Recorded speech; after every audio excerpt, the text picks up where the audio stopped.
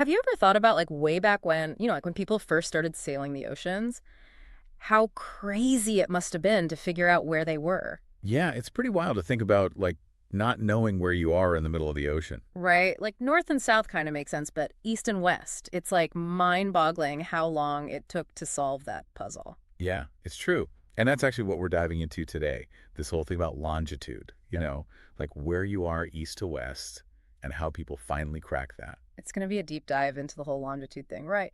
And we're going to focus specifically on this guy, John Harrison, who was like obsessed with solving this problem. Yeah, he was a clockmaker, right. And he was convinced that a really precise clock was the key. Yeah, like a clock that wouldn't go all wonky on a ship, which back then sounded pretty nuts, right? Totally. And the thing is, we have all these amazing excerpts, like little snippets of stories and stuff, that give us a real feel for just how massive this problem was. So our goal today is to kind of like piece together those snippets, pull out the juicy bits and give you a clear picture of the whole longitude struggle and how Harrison tried to solve it. Yeah, and why it mattered so much. Right. Like, why should anyone even care about this old clock-making stuff? Well, the thing is, back then, knowing your longitude was, essential for safe travel. You bet. I mean, if you were off by even a tiny bit, it could mean like ending up hundreds of miles off course. Imagine that. Oh, yeah, totally. Like a tiny 4-minute difference in time that could throw you off by a whole degree of longitude. Wow, so a few minutes could mean disaster. Oh, absolutely. It's Yeah. like those old maps you see with the "Here be dragons" warnings, right? That was the reality for those early explorers. No kidding. So, speaking of disasters, our sources actually detail this absolutely horrific naval disaster. It happened back on October 22nd, 1707, with Admiral Sir Cloudesley Shovel and a whole British fleet. Oh, man, that one was rough. And get this, the admiral was so sure of his position, thought he was just 30 miles off the coast of Brittany. Like, super confident. But, as we learn, maybe a little too confident. Yeah, you could say that, because he actually Really. dismissed anyone who questioned his navigation, like called it mutiny. Can you imagine that? What? So, like, no one dared speak up. Pretty much. But here's the crazy part. One of the sailors, just a regular seaman, estimated they were a whole 90 miles further west. 90 miles, so, like, not even close. Nope, not even close. And guess where that put him? Right smack in the middle of the Isles of Scilly. Oh, no, that's, like, super dangerous, right? Yeah, treacherous waters, Yeah. known for shipwrecks, and, well, the sources make it clear, the result was devastating. 4 ships lost, and something like 2,000 lives. Just gone. It's hard to even fathom that scale of loss. It really highlights just how vital accurate navigation was. And I guess that's why, following that disaster, the British government got super serious about finding a solution. Oh, yeah. They put up a huge reward, like £20,000, for anyone who could come up with a practical way to figure out longitude at sea. Like, imagine winning the lottery just for knowing where you are. That's wild. And they even set up this whole board of longitude to judge the ideas, right? Exactly. So you can see just how important this was for them. But what's cool is the sources we have also show this human fascination with precision, like not just in navigation. Yeah, I was surprised to see that. Like, there's this whole bit about music and how, like, the notes in a scale are all based on these precise mathematical ratios tied to the circumference of a circle, even referencing pi. It's kind of mind-blowing, really. It is. And when you think about it, it connects back to that need for order, whether it's the harmony of music or figuring out your exact spot on the ocean. Humans crave that sense of control. And, well, you could say John Harrison embodies that. Definitely. He was obsessed with precision, with building the perfect clock. And as our sources mention, he wanted to use that clock to conquer longitude. He really believed in it, right? Yeah. Like, the sources quote him saying he wanted to build a perfect timepiece so we could explore his creation in safety. That's quite the goal. Yeah, it's almost poetic, isn't it? And you can tell he was deeply religious, too. So he needed a workshop and some help. Luckily, his son James was there to lend a hand. Teamwork makes the dream work, right? And of course, there's that big, juicy 20,000-pound prize looming in the background.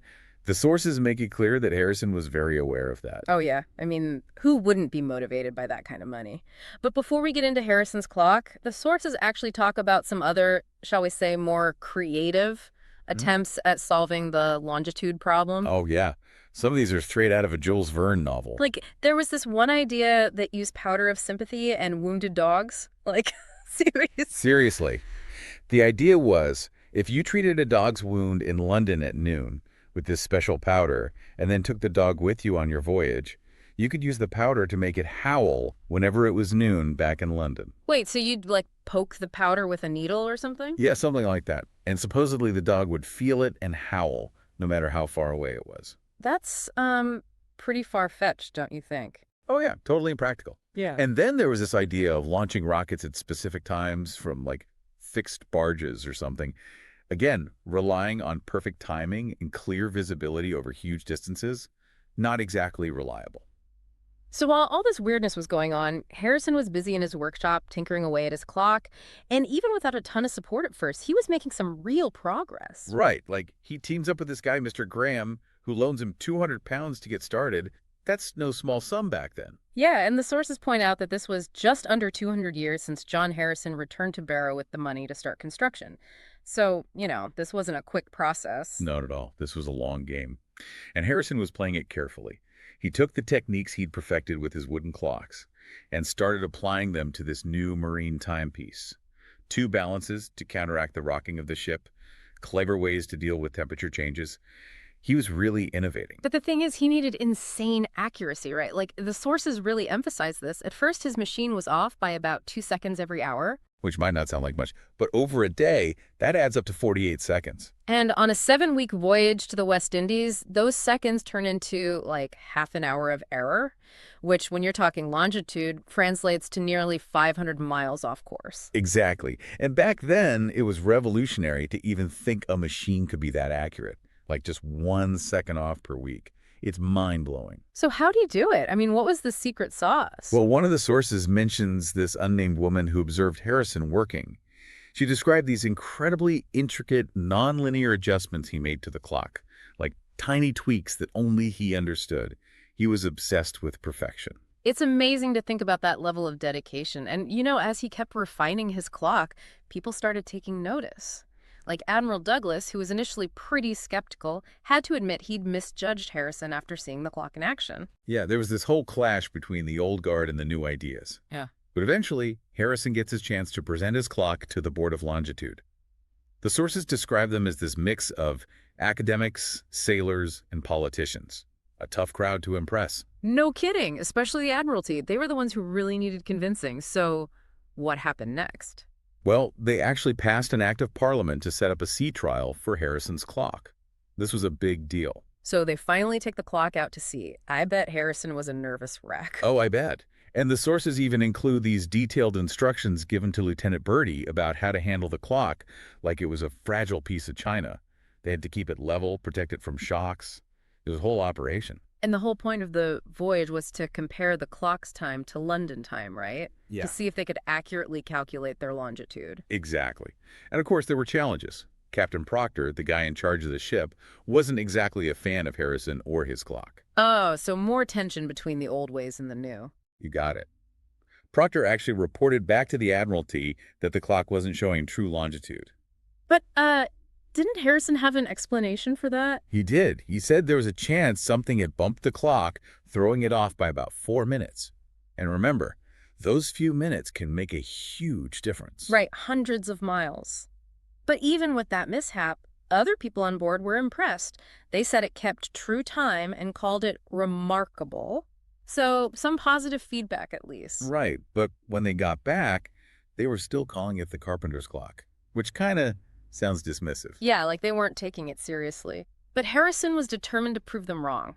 He knew he had to compare his sea clock to his super accurate pendulum clock back in London. And to do that, he needed more space, more light. He even asked for the gun deck. Can you imagine working on this delicate timepiece surrounded by cannons? Talk about dedication. So I guess this is where that whole time equals longitude thing really comes into play. Yeah. So the Earth spins, right? One full rotation every 24 hours.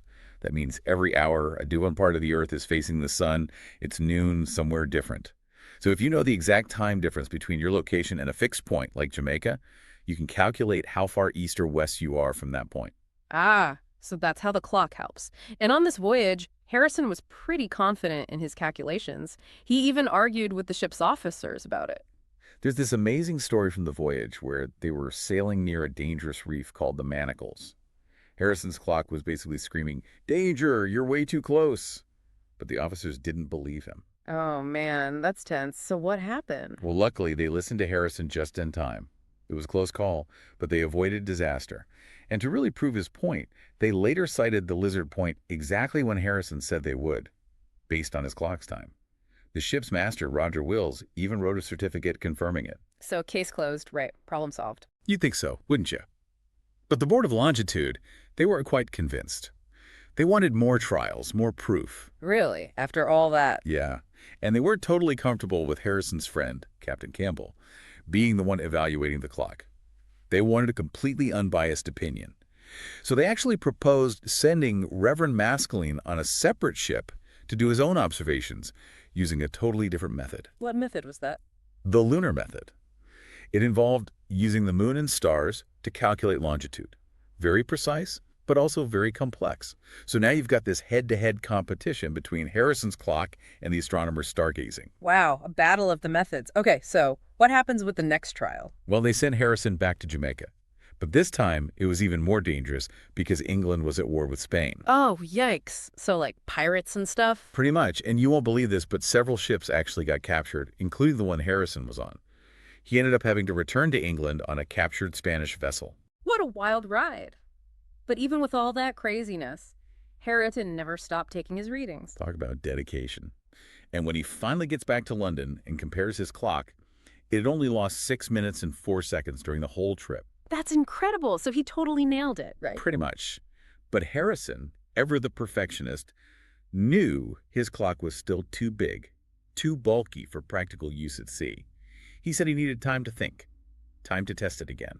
And I guess this is where the tension with the astronomers really starts to heat up. Yeah, because the Astronomer Royal and a lot of the bigwigs on the Board of Longitude, they were all about the lunar method. They thought it was more scientific, more reliable. And Harrison was just like, you guys don't get it. Pretty much. He's quoted as saying, not a mechanic among them, they're astronomers all. He felt like they didn't understand the brilliance of his clock. So what does he do? Well, with more help from his buddy, Mr. Graham, he sets out to build a better clock. Smaller, more portable. More pocket-friendly timepiece. Exactly. He makes a second machine, similar to the first, but more compact. But they never actually tested it at sea because they were worried about this thing called centrifugal force. Physics was never my strong suit. What's that? Basically, it's the force that pushes things outward when they're spinning, and they thought it might mess up the clock's accuracy. Ah, I see. So he scraps that one and moves on to clock number 3. Yep, and this one is even smaller, more refined. He gets help from people like Mr. Jeffries to build and test it. And the sources say Harrison's dream was to create a timepiece no bigger than the span of a man's hand that could be taken to sea. So like a wristwatch. Exactly. He was basically inventing the marine chronometer. And then comes clock number 4. This one is the masterpiece. The sources describe it as the most famous chronometer that ever has been or ever will be made. Beautiful and incredibly accurate. But I'm guessing the Board of Longitude is still not convinced. You know it. They keep asking for more trials, more proof, and they still control the money, so Harrison is kind of stuck. He even teams up with this guy, Mr. Littlehales, to try and explain his work to them in simple terms. So more trials it is. Yep, and they send Captain Campbell back to Jamaica to test the clock. He comes back with glowing reviews. Meanwhile, Reverend Maskelyne is busy testing out his lunar method. It's like a showdown between the clock and the stars. Who's gonna win? Okay, so Harrison takes his improved third timepiece to the Board of Longitude, right? What happens? It's intense. They grill him, demand explanations, pick apart every detail. Poor Harrison. I bet he was ready to pull his hair out. Oh, yeah. The sources really capture his frustration. He's defending his life's work, and they're just not getting it. It's all theory and no practice. But then things take a turn. They set up this royal trial with King George III himself watching over everything. Talk about pressure. Right. Multiple key holders, a separate clock for reference, the whole 9 yards. And then, at just the right moment, Captain Cook's report from Jamaica arrives. He'd been using Harrison's Timekeeper on his voyages and had nothing but good things to say. Finally, some validation. You bet. And the Board of Longitude, they can't ignore it anymore. They finally admit that Harrison's timepiece meets all the requirements. Victory. So does he get his reward? He does. After decades of struggle, he finally gets the recognition and the money he deserves. And he doesn't stop there. He actually makes a second copy of his watch, just to prove it wasn't a fluke. What a legacy. This guy basically revolutionized navigation, and it all started with a simple question. How do we know where we are? It's a testament to human ingenuity, right? Yeah. This guy took on a problem that had plagued sailors for centuries and found a solution that changed the world. And it makes you wonder, what longitude problems are we facing today? What challenges seem impossible to solve but just need that one breakthrough? Yeah. It's inspiring, isn't it? Harrison's story shows that even when people doubt you, when the odds are stacked against you, if you're persistent and you believe in your idea, you can achieve amazing things. And that's what makes these deep dives so fascinating. We get to learn from the past, be inspired by the people who dared to challenge the status quo, and hopefully find some lessons we can apply to our own lives today. Absolutely. And maybe, just maybe, we'll be the ones to solve the next longitude problem. Who knows? The future is full of possibilities. That's the beauty of it. On that note, we'll wrap up this deep dive. Thanks for joining us, and until next time, keep exploring. Keep asking questions and, most importantly, never stop learning.